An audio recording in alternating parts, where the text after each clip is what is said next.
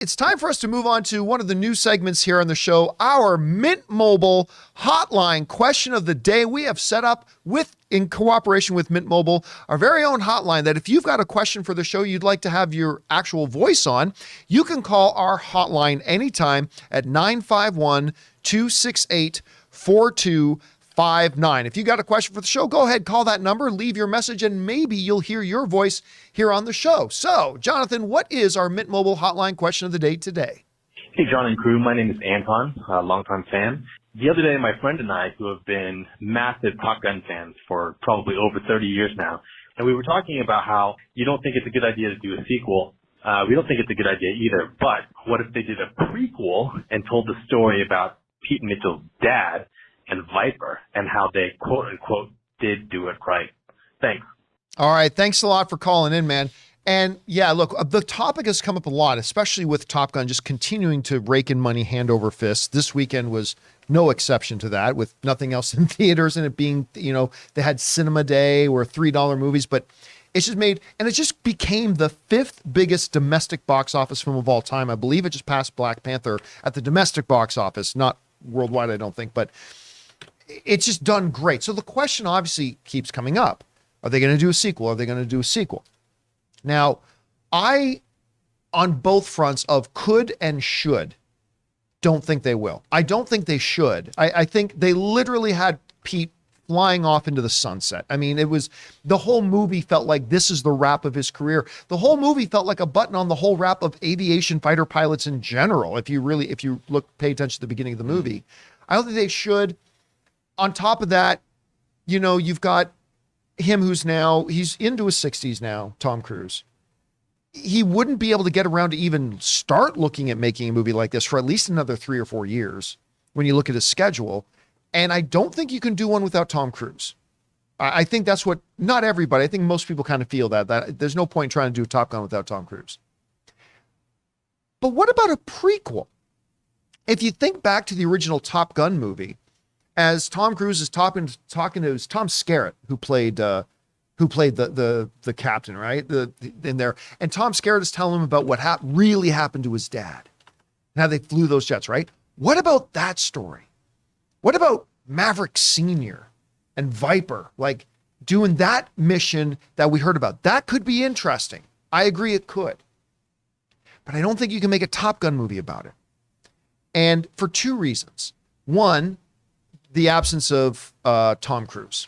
There he is. There's Tom Skerritt in there. Yeah. By the way, Michael Ironside in the background there. Love Michael Ironside. You couldn't have Tom Cruise in it, so I think that's a big knock on it right away. But the other thing is this. With the Top Gun movies, especially with Maverick, the die has been cast that we actually get in the planes and we fly them and we shoot aerial footage, and that's what we do. And they don't have those planes anymore. I just don't see how you could go back and do that. So while in theory, I think the idea, there's a story there to tell, but I really don't see them doing it, unfortunately. And Chris, do you think going back and doing a Top Gun prequel, maybe about Pete's dad, who was also a big pilot, do you think they could do it? They could, but it's going to be a very different vibe because Duke does not meet a pleasant end. Yeah. He dies in Vietnam. And so you're not going to have that feel-good moment at the end where everything works out. We're doing sweet high-five moves. Like that's not going to pan out. So it could be a very interesting story, but I think you're right. It's not a Top Gun feeling story. It's not about the Americans coming through, doing their thing, getting the job done. It's a much more harrowing tale about more of the atrocities that happened with war. And right. Top Gun veers more to the Americana and the pride and respect that can come from doing a job well done. Rob, what do you think? Well, like you said, I do kind of like this idea, like doing a period piece about these jet fighter pilots in the Vietnam era, maybe begin with Korea and then work kind of like how For All Mankind goes a decade every season, and start when these fighter pilots were at the beginning of the dawn of their career and give us a bit of American history.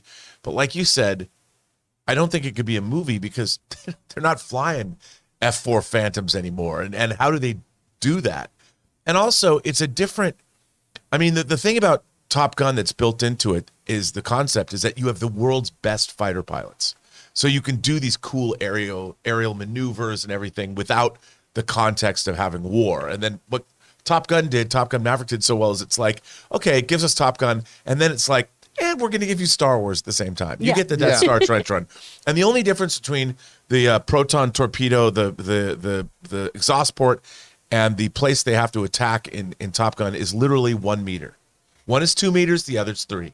And it's still the same thing. I don't think you could get that from a especially when your protagonist dies, like you pointed out. Yeah. I mean, how do you make that a feel good movie? It's an interesting, because if you were going to do it, I think that is the story to do. But yeah, for all those reasons and more, I don't think it's something they should probably do. But hey, you never know. We kind of gave up on the fact that they'd ever do another Top Gun movie Very at all. true. And Yeah. here we are talking about. So questions for you guys. What do you think? Would you be interested in a Top Gun prequel? It would obviously have to be a very different kind of movie, and they'd have to make it very differently. But do you think something like that could work? Whatever you think, jump down to the comment section below and leave your thoughts there. And remember, guys, if you have a question that you'd like to see on our thing, once again, it's our Mint Mobile hotline question of the day, and just call the number 951-268-4259.